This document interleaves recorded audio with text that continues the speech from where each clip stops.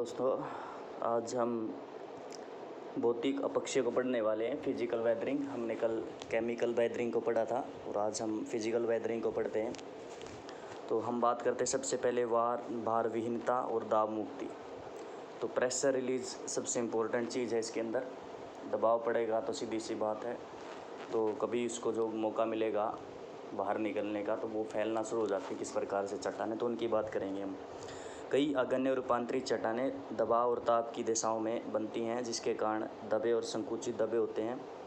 समय के साथ जब ऊपर की चट्टान का अपरदन हो जाता है तो युगों से नीचे दबे चट्टानें दाब मुक्ति के कारण बहुत ज़्यादा फैलती है और चट्टानों में क्या आ जाती हैं, दरारें आ जाती हैं भाई, जिससे उनका विघटन और अपसल्कन हो जाता है। विस्तारण से उत्पन्न द्वारा इस अपसल्कन चादरों का क्षैतिज विस्तार सैकड़ों हजारों मीटर तक भी हो सकता है। यह क्रिया सामान्य रूप से ग्रेनाइट और संगमरमर जैसी चट्टानों में अधिक पाई जाती है और इस प्रक्रिया से बनने वाले बड़े चिकने गोलाकार गुंबद को अपसल्कन गुंबद भी कहा जाता है। अब क्या होता है, देखो ये चट्टान है जिस प्रकार से, अब जैसे ये तो सरफेस है ऊपर का चट्टान जो बनी हुई है यहाँ पर। अब जैसे जैसे हम नीचे की ओर जा रहे हैं तो यहाँ पर जैसे मान लीजिए दबाव बनता चला जा रहा है, तो यहाँ पर जो ये रॉक्स है यहाँ इस एरिया के अंदर, तो यहाँ से दबाव लगता चला जा रहा है। तो कई प्रकार की विशेष जैसे चट्टानें होती है, अगण्य है या फिर रूपांतरित चट्टानें होती हैं।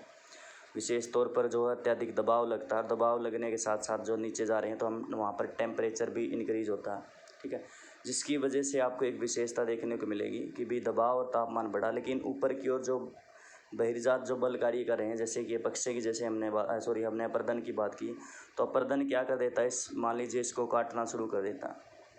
मान लीजिए इसने इस पोर्शन को काट दिया, अब ये जो हिस्सा है ये सरफेस के ऊपर दिखने लग गया।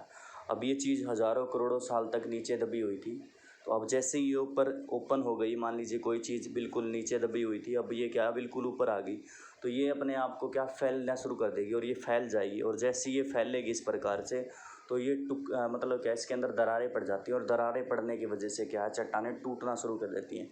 यहाँ तक कि अपसल्कन भी हो जाता है कई बार, एक्सप्लोइटेशन बोला जाता है इसको, एक्सप्लोइटेशन, जिसमें क्या होता है कि विशेष तौर पर जो है जो मतलब क्या है रॉक्स होती हैं, उसकी जो ऊपर वाली परपट्टी होती है, उस रॉक्स की ऊपरी परपट्टी जो बिल्कुल अलग हो जाती है एक छिलके के आकार के रूप में, तो उसको क्या अपसल्कन बोला जाता है। तो इस प्रकार का आपको देखने को मिल सकता है और ये विशेष प्रकार से कई किलोमीटर तक हो सकता है और ग्रेनाइट और संगमरमर की चट्टानों के अंदर आपको देखने को मिलेगा। उसके बाद दूसरे नंबर पर हम बात करते हैं तापमान में परिवर्तन और विस्तारण की, कि भी शुष्क और उष्ण मरुस्थलीय प्रदेशों में जहाँ दैनिक तापमान अधिक होता है, सूर्यताप चट्टानों विघटन का सबसे कारगर सिद्ध होता है। ऐसे दिनों में भीषण ताप से चट्टानें फैलती हैं और रात में तापमान के कारण वो गिर जाने से सिकुड़ती हैं। चट्टानों में इस प्रकार के लंबे और बार बार हिलने, फैलने और सिकुड़ने से उसके तनाव उत्पन्न होता है, जिससे उसमें दरारें पैदा हो जाती हैं और बड़े बड़े टुकड़े विघटित हो जाते हैं। और जब टुकड़े इस प्रकार से मतलब टूट जाते हैं, बड़े बड़े टुकड़े जब हो जाते हैं, तो उसको पिंड विच्छेदन कहा जाता है।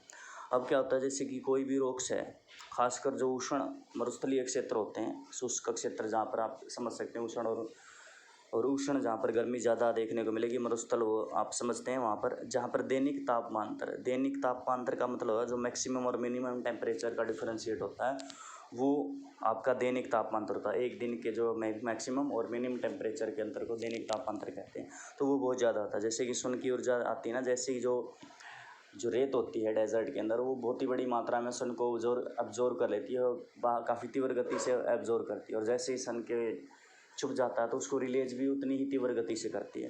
तो इसी वजह से क्या होता है, अभी जब दिन के समय में जो भीषण तरीके से जो तापमान इसके ऊपर गिर रहा है, तो ये क्या हो जाती है, फैलना शुरू कर देती है। और जैसे ही रात के समय में टेम्परेचर कम हुआ तो वो क्या है, तापमान न होने की वजह से क्या वो सिकुड़ना शुरू हो जाती है। अब ये प्रक्रिया क्या हर रोज़ होने वाली होती है, तो हर लगातार इस प्रकार की प्रक्रिया होती है, तो इससे जो चट्टानें होती हैं उनके अंदर दरार हो जाती हैं और कई बार चट्टानें क्या बड़े बड़े टुकड़ों के अंदर वो टूट जाती हैं, जिन टुकड़ों को पिंड विच्छेदन कहते हैं, ब्लॉक डिसइंटीग्रेशन बोला जाता है इसको। और आपके बुक के सामने ये जैसे बुक में है, इस बुक में दिखाया गया, ये देखो कितने बड़े बड़े टुकड़े हैं रॉक्स के, वो आपको देखने को मिल रहे हैं। तो इसको क्या एक ब्लॉक डिसइंटीग्रेशन के नाम से जाना जाता है। कुछ और है, कई बार जो चट्टानें होती हैं अनेक प्रकार की खनिजों और रंगों से मिलकर बनी होती हैं और खनिज ताप के प्रभाव से भिन्न भिन्न दरों से फैलते और सिकुड़ते हैं। ऐसे ही चट्टानें खंडों में न टूटकर छोटे छोटे कणे और गुटिकाओं के रूप में चूरा चूरा हो जाती है। इससे चूर्ण सेल को मलबा सक्रिय टालस कहा जाता है।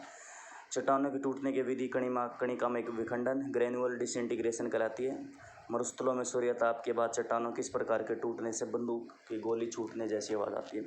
अब क्या होता है, कुछ क्षेत्र में क्या होता है कि जैसे ये रॉक्स है, इस रॉक्स के अंदर जो मिनरल्स पाए जाते हैं वो यदि डिफरेंट प्रकार के आपको देखने को मिलेंगे, अलग अलग प्रकार के यदि मिनरल्स हैं, तो उसमें एक विशेषता देखने को मिलेगी कि हर एक मिनरल्स की जो है एब्जॉर्ब करने की जो कैपेसिटी होती है, उसका जो कलर के हिसाब से या फिर उसके अंदर जो कंपोजिशन है किस प्रकार का, तो उसके हिसाब से जो टेम्परेचर को जो ऑब्जर्व करे तो वो आपको अलग अलग देखने को मिलता है। अब इसी वजह से जो अलग अलग टेम्परेचर को सोखने की जो विशेषता है या फिर मतलब वो फैलेगी और सिकुड़ेगी, जैसे हमने ऊपर की ओर बात की है, तो वो मिनरल्स अलग अलग होते हैं। तो चट्टानों के अंदर क्या है कि भी वो अलग अलग होने की वजह से कई बार जो है वो बड़े बड़े ब्लॉक्स में ना टूटकर छोटे छोटे टुकड़ों में कट जाती है, जिससे सक्रिय टालस कहा जाता है। सैलमलबा हिंदी में वैसे सक्रिय टालस एक शब्द होता है, इसको यूज़ किया जाता है सबसे ज़्यादा। और ये जो टूटते हैं इस प्रकार के छोटे छोटे टुकड़ों के अंदर, इसको ग्रेनुअल डिसइंटीग्रेशन कहा जाता है। कणिका में विखंडन के नाम से इसको जाना जाता है भाई। और ऐसा लगेगा कि भी जैसे कोई बंदूक से जो गोली निकलती है ना, आपको इस प्रकार से जो विघटन होता हुआ देखने को मिलेगा भाई। कुछ है जो कुछ चट्टानें ताप की उत्तम चालक नहीं होती है। सूर्य के प्रचंड ताप तक ऊपरी परपट्टी तो गर्म हो जाती है, जबकि परपट्टी के नीचे भीतरी भाग अभी ठंडा रहता है। यह ताप विभेदन चट्टानों की समग्रता, एक मिनट रुकिए,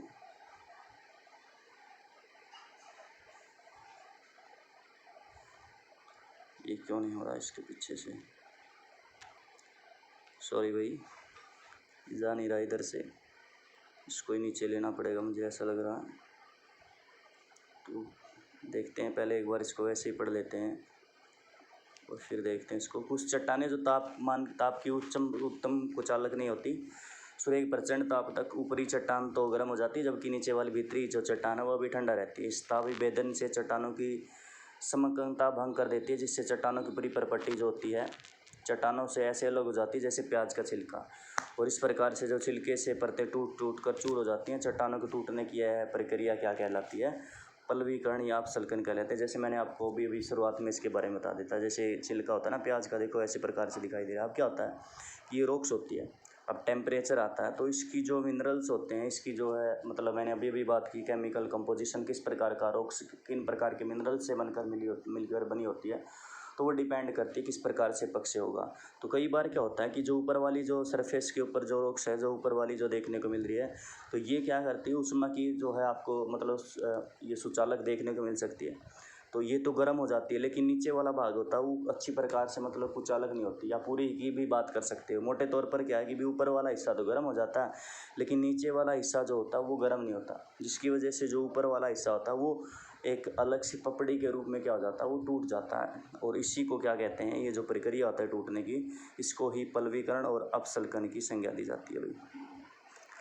एक और है इम्पोर्टेंट चीज़ है काफ़ी, हिमकरण, पिंगलन और तुषार बेजिंग बोला जाता है इसको।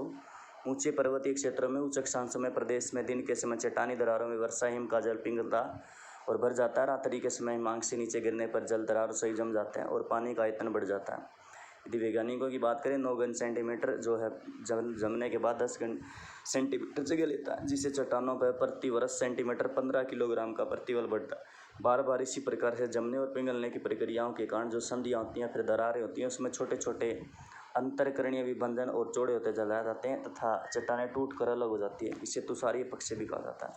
अब देखो जैसे आपको यहाँ पर दिखाया गया है, अब दिन के समय मान लीजिए दरारें दिखाई दे रही हैं, तो शुरुआत में क्या होता है, जैसे पानी है यहाँ पर, बर्फ़ ग्लेशियर्स हैं, तो जैसे ग्लेशियर पिघलने लग जाते हैं जैसे दिन होता है, सूर्य जी की तापमान जब इसके ऊपर गिरता है तो पानी पिघल कर इन दरारों के अंदर गिरना शुरू हो जाता है। अब एक एक्सपेरिमेंट है, मतलब एक नॉर्मल बात है कि भी यदि 9 सेंटीमीटर जल है, तो जब मान लीजिए रात के समय में वो जम गया तो वो क्या हो जाएगा, 10 घन सेंटीमीटर जगह लेगा। तो जगह तो यहाँ पर 9 सेंटीमीटर थी, लेकिन वो जगह ले रहा एक्स्ट्रा, तो इसलिए क्या इसको फड़ना शुरू हो जाएगा ये।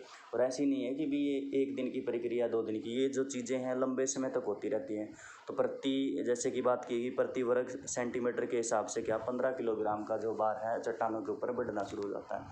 तो इस प्रकार से जो दबाव बढ़ता है तो उसी को क्या कहा जाता है, हमारा तुषारीय पक्ष कहा जाता है। तो चट्टानें जो दरार थी चट्टानों की, तो ये दरारें लगातार चौड़ी होती चली जाती हैं मान लीजिए कोई दरार ये आपको ये दिखाई दे रही थी, अब ये और चौड़ी होती चली जाएगी और इससे क्या है, जैसे जैसे और बढ़ती चली जाएगी तो जो है जो चट्टानें होती हैं वो टूटना शुरू कर देती हैं और इसको क्या है, एक तुषारीय अपक्षय के नाम से जाना जाता है। एक और है, मुझे नहीं लगता है कोई इम्पोर्टेंट है क्योंकि ये केमिकल वगैरह का एग्जाम्पल ही है सेम, जैसे इन्होंने बात की साल्ट वेदरिंग की। सेलों के रंध्रों में जमा हुए खारे पानी से वाष्पीकरण से नमक के जो है क्रिस्टल है बन जाते हैं। तापीय प्रक्रिया जलीय ओजोन और क्रिस्टलीकरण के कारण ये लवण फैलते। देखो जैसे हमने बात बताई कि ये आपका उस फैक्टर के अंदर आएगा, आप इसको छोड़ सकते हैं, यहाँ पर इसको याद करने की आवश्यकता नहीं। आपको ये 3 चीज़ें हैं जो आपको बताई गई हैं विशेष तौर पर, आप इन तीनों को ही याद करेंगे। तो हमने जो बात की है ये हमारा क्या आता है, ये हमारा फिजिकल वेदरिंग का एक पार्ट होता है। हम अगली बार बायोलॉजिकल वेदरिंग और एक हमारा फिजिकल वेदरिंग और केमिकल वेदरिंग के बीच डिफ्रेंशिएट करवाया जाता है तो उसके बारे में अध्ययन करेंगे।